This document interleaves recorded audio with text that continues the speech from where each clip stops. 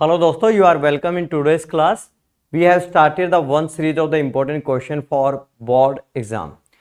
Already we have made a one video on the chapter power sharing. Today we are going to discuss the important question from the chapter federalism. Federalism is one of the most important question. अगर आप board के PYQ देखोगे तो you will find that कि highly repeated question है into 3 marks और 5 marks. आपकी बार political science के अंदर फेडरलिज्म और पॉलिटिकल पार्टीज एक दो इंपॉर्टेंट चैप्टर हैं जहां से 5 मार्क के question will be the taken. तो लेट्स वी स्टार्ट. इसके अंदर सबसे पहला जो क्वेश्चन है that is the what do you mean by federalism and the types से पहले आपको फेडरलिज्म का मतलब पता होना चाहिए. तो फेडरलिज्म को आप सिंपल एक लाइन में लिख सकते हो, it is a vertical form of power sharing. पहले चैप्टर में आपने पढ़ा था कि vertical form of power sharing क्या होता है.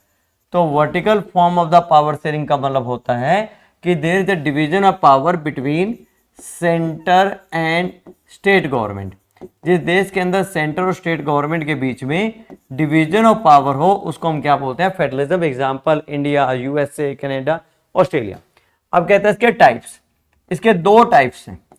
पहला इसका जो टाइप्स है that is known as the CTF. CTF का मतलब है कमिंग टुगेदर फेडरलिज्म. दूसरा टाइप है STF, holding together federalism. Coming together federalism के अंदर 3 पॉइंट लिखने हैं. इसी के 3 काउंटर पॉइंट आप किसमें लिखोगे, एसटीएफ में. कमिंग टुगेदर फेडरलिज्म का मतलब होता है कि यहाँ पे small countries join to each other, कि जो छोटे छोटे देश हैं वो क्या करते हैं, ज्वाइन कर लेते हैं एक दूसरे को विद कॉमन सोवरेनिटी. इसका मतलब इंटरनेशनल लेवल पे उनकी जो आइडेंटिटी होगी वो एक ही होगी. जैसे एग्जांपल यूएस में 50 स्टेट्स हैं, पर इंटरनेशनल लेवल पे हम उसको क्या बोलते हैं, यूनाइटेड स्टेट ऑफ अमेरिका. इसमें यूजुअली क्या होता है, centre and state government has equal power. दोनों के पास इक्वल पावर है. इक्वल पावर है तो इसका मतलब क्या हुआ, नो इंटरफेयर. एक दूसरे के काम में वो क्या नहीं करेंगे, इंटरफेयर नहीं करेंगे. इसका एग्जाम्पल क्या हुआ, यूएस से. दूसरा एग्जाम्पल क्या लिख सकते हो, कनाडा एक्सेट्रा, ऑस्ट्रेलिया लिख सकते हो.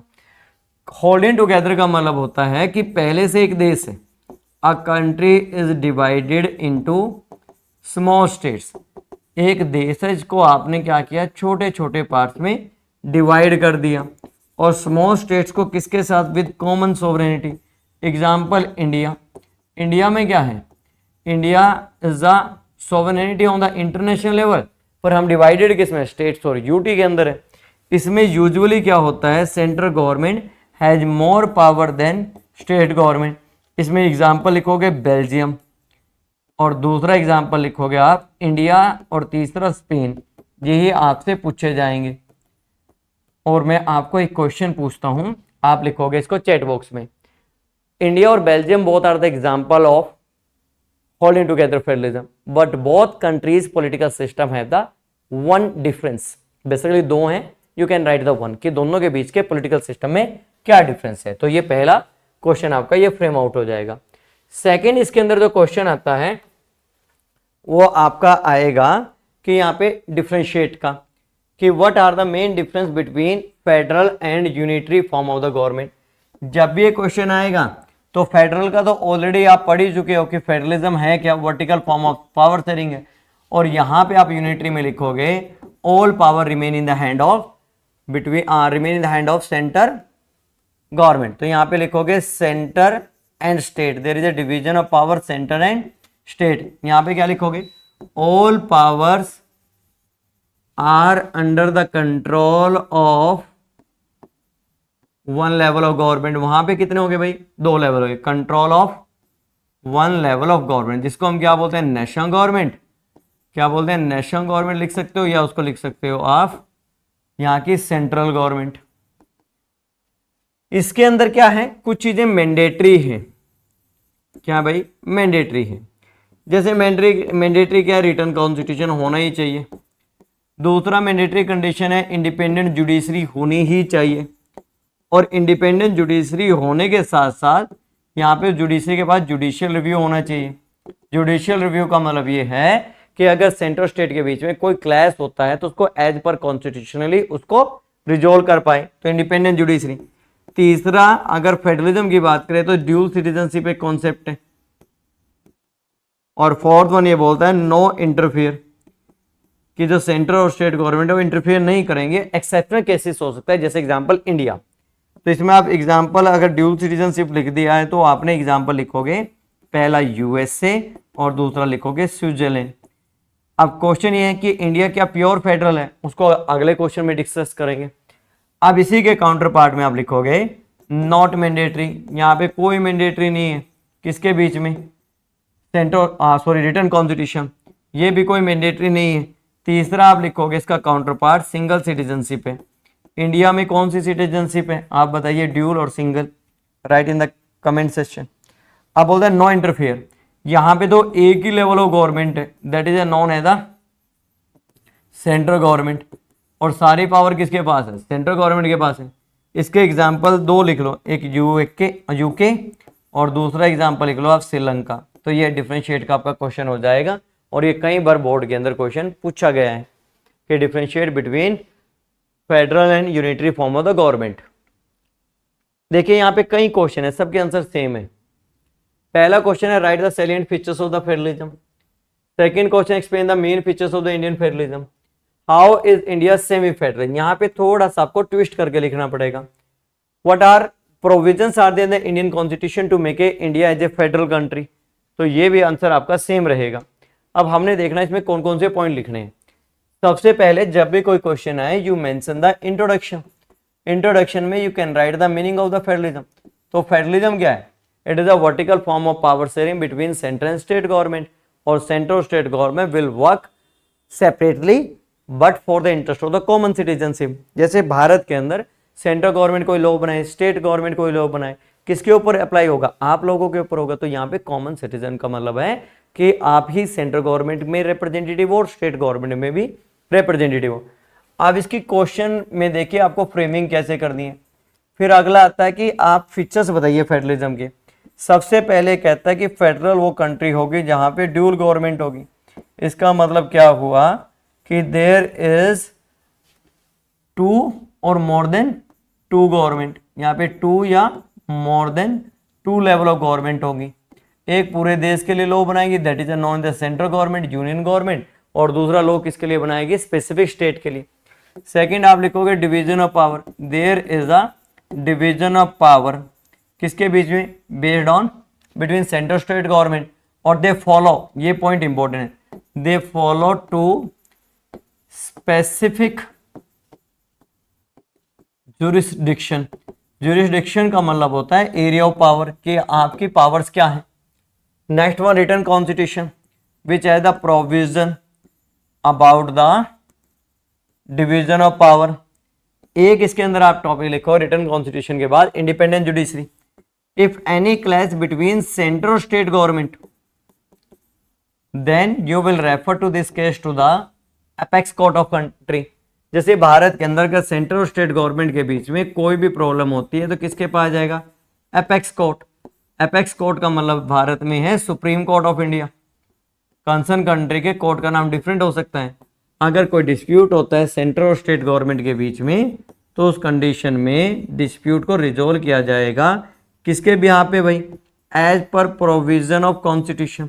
जो आपके देश में प्रोविजन किए गए हैं कॉन्स्टिट्यूशन में, कौन सी पावर सेंट्रल गवर्नमेंट की और कौन सी पावर स्टेट गवर्नमेंट की है।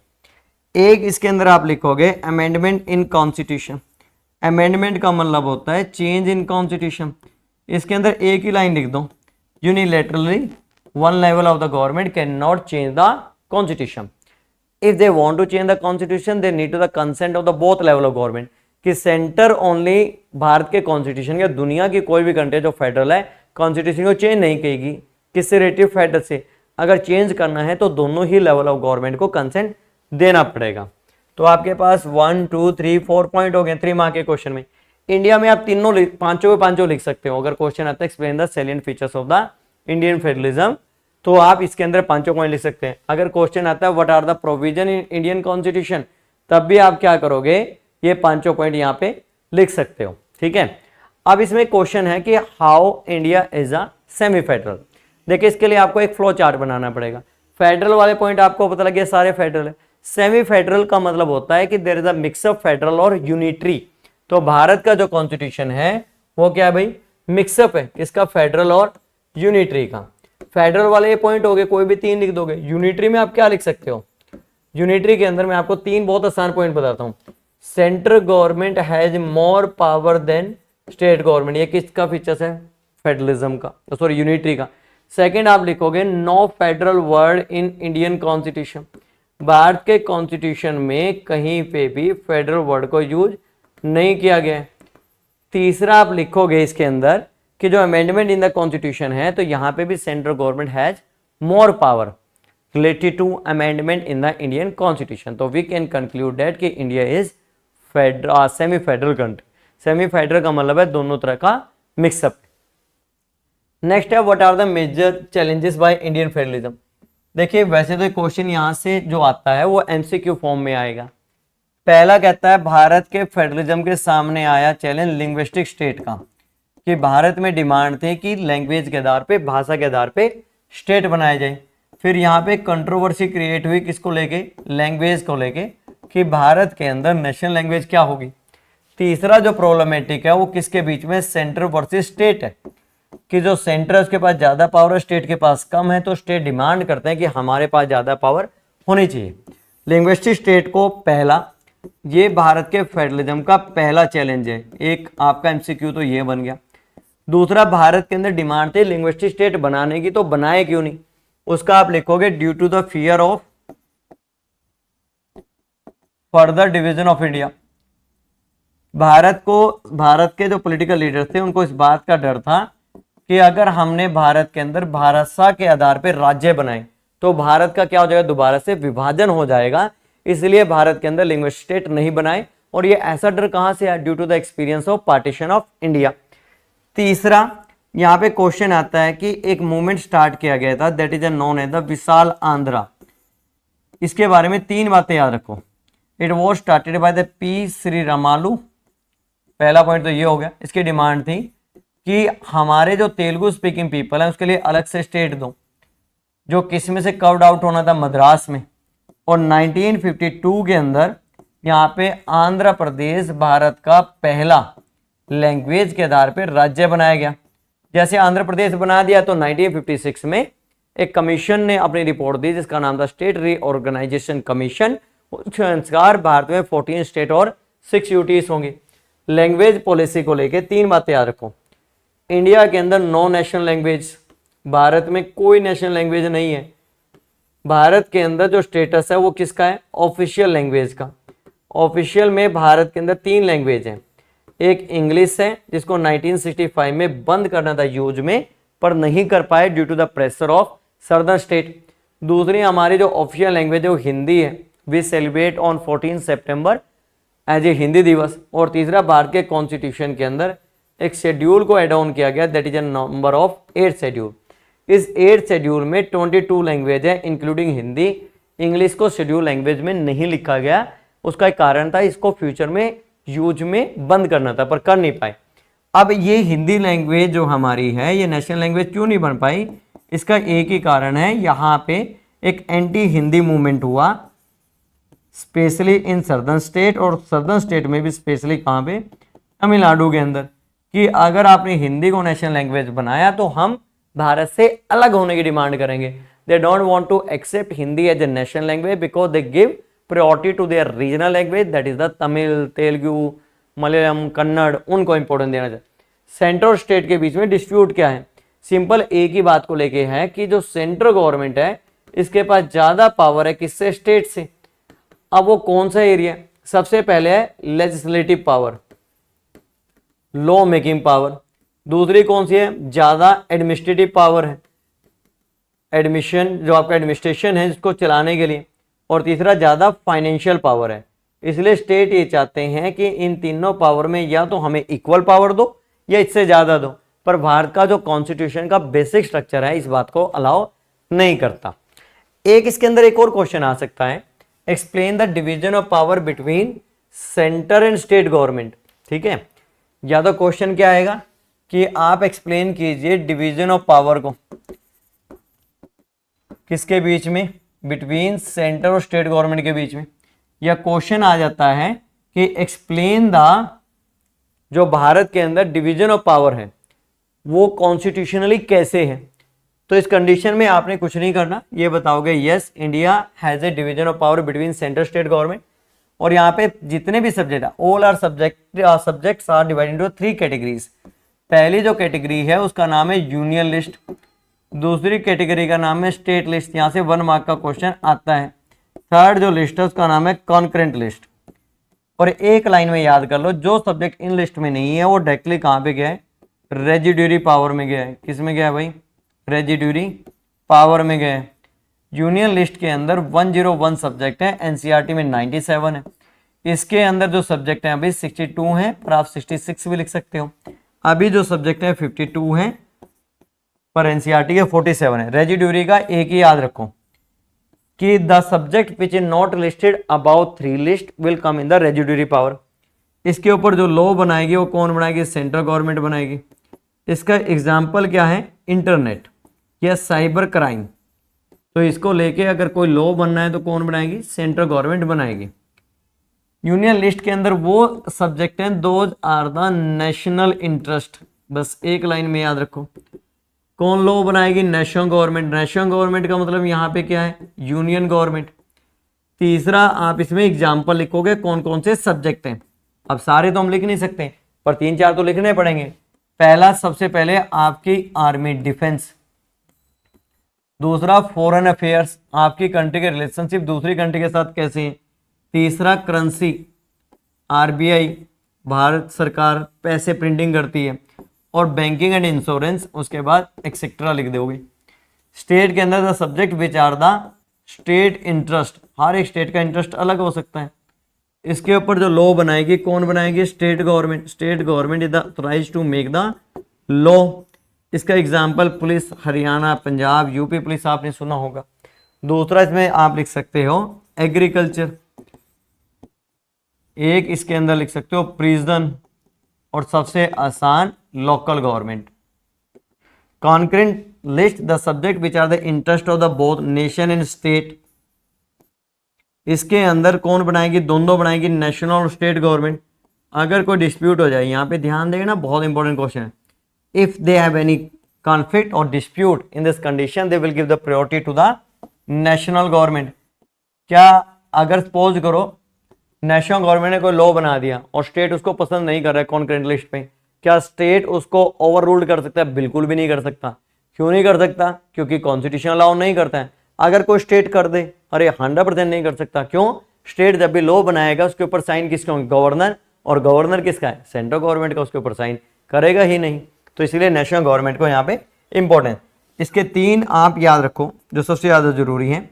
एक यहाँ पे आप याद रखोगे forest, second one education, national board है सीबीएसई, और साथ में क्या भाई आपका स्टेट बोर्ड है एजुकेशन। इसके साथ ट्रेड यूनियंस, अगर खाली ट्रेड वर्ड आ जाता है फिर स्टेट लिस्ट में चले जाएगा। किस में चले जाएगा? ट्रेड लिस्ट में।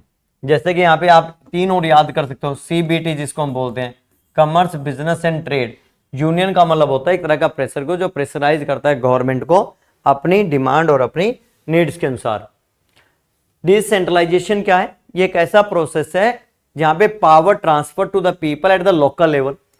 डिसेंट्रलाइजेशन का मीनिंग क्या है? बहुत सिंपल, आप लिखोगे पावर इज, पावर का मतलब यहां पे political power is given to local people. अब लोकल पीपल को जो पावर देने का प्रोसेस है उसी प्रोसेस को डिसेंट्रलाइजेशन बोलते हैं। कहते हैं डिसेंट्रलाइजेशन एक ट्रायंगुलर फॉर्म में काम करता है। नेशनल गवर्नमेंट से कुछ पावर दे दिए किसको, स्टेट गवर्नमेंट, और स्टेट से लोकल। इसका मतलब some power have been taken from centre और some power have been taken from state given to the third type of government which is the popularly known as the local government in India. अब ये कहते हैं इसकी importance क्या है? पहली importance ये है कि there is a direct participation of people in process of the law making. तो यहाँ पे डायरेक्ट पार्टिसिपेशन है, तो डायरेक्ट पार्टिसिपेशन होने की वजह से आपका क्या होगा, सक्सेसफुल डेमोक्रेसी होगा। दूसरा क्या है, this is the spirit of democracy. भाई डेमोक्रेसी ये चाहती है पावर किसके पास होनी चाहिए, पीपल के पास, और डिसेंट्रलाइजेशन पावर किसको दे रहा है, पीपल को दे रहा है। इसको हम ये भी बोल सकते हैं this is the based on power sharing, और पावर शेयरिंग एसेंस है किसका भाई, डेमोक्रेसी का। नेक्स्ट वन ये बोलता है effective implementation of policies. Central government ने कोई लॉ बनाया जिससे लोकल गवर्नमेंट को फायदा होगा, तो इससे क्या होगा, डायरेक्टली अप्लाई करने के लिए लोकल गवर्नमेंट के लोगों को power they the, effective implementation of policies हो जाएगा। दूसरा ये क्या करती है, रिड्यूस करती है बर्डन, रिड्यूस द बर्डन, क्योंकि सारा काम सेंटर और स्टेट ना करके कौन करेगी, लोकल गवर्नमेंट, तो ये सेंटर और स्टेट गवर्नमेंट का बर्डन कम करती है। अगर क्वेश्चन आया कि what are the 3 major problem face by the local government before the constitution body, पहली प्रॉब्लम ये थी कि they don't have the fix tenure of the election, second they don't have the fix source of income, और they don't have the fix power, कि करना क्या है, they not clear about the vision. इसलिए भारत के कॉन्स्टिट्यूशन में ये amendment किया गया। What step have been taken by the government, by the Indian government to strengthen the decentralisation. Second, what is the feature 73 and 74, सबसे हाईली रिपीटेड क्वेश्चन है ये आपका, सबसे हाईली रिपीटेड क्वेश्चन है किसका, आपके बोर्ड का। तो इसमें सबसे पहले मीनिंग आ जाएगा, फिर आप लिखोगे कि 73rd और 74th अमेंडमेंट हुआ है जिससे आपका local government become a constitution body. Constitution body बनने की वजह से पूरे देश के अंदर जो आपका लोकल गवर्नमेंट है वो इफेक्टिवली इंप्लीमेंट होगा। इसमें 5 पॉइंट कर लो। एक तो इसका आपको स्ट्रक्चर फ्लो करना पड़ेगा, स्ट्रक्चर ऑफ लोकल गवर्नमेंट, तो इसमें हम एक लिंक दे देंगे आपको जिसमें फुल डिस्क्रिप्शन है इस पूरे चैप्टर का। स्ट्रक्चर ऑफ लोकल गवर्नमेंट में रूरल का अलग से ड्रॉ करना पड़ेगा और अर्बन का। नेक्स्ट वन आप लिखोगे इसके अंदर fix tenure of election. Fix tenure of election क्या कर दिए गए, 5 ईयर्स, कि 5 साल के बाद लोकल गवर्नमेंट के इलेक्शन होंगे ही होंगे। अगर किसी भी कारण से लोकल गवर्नमेंट के इलेक्शन नहीं होते तो 6 महीने के लिए इसको डिले किया जा सकता है। सेकेंड आप लिखोगे 1/3 सीट्स आर रिजर्व। यहाँ पे क्या होंगी भाई, सीट रिजर्व होंगी लोकल गवर्नमेंट की, किसके लिए, फॉर बैकवर्ड क्लासेस।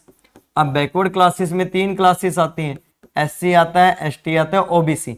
एससी और एसटी को तो रिजर्वेशन देनी है, ओबीसी स्टेट गवर्नमेंट खुद डिसाइड करे उसको कितना परसेंटेज रिजर्वेशन देना है। नेक्स्ट वन 1/3 सीट रिजर्व होंगी किसके लिए भाई, वीमेन के लिए। और यहाँ पे जो रिजर्वेशन फॉर वीमेन है वो ध्यान रखना दोनों तरह से, horizontal and vertical.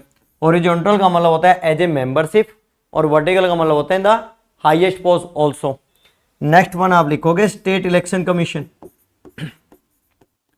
State election commission का मतलब ये हुआ कि this is the authority of the state election commission to conduct the election at the time. ये ध्यान रखना, भारत के अंदर election commission of India not hold not conduct the election for the local government. Local government के लिए election जो conduct करता है वो कौन करता है, स्टेट इलेक्शन कमीशन।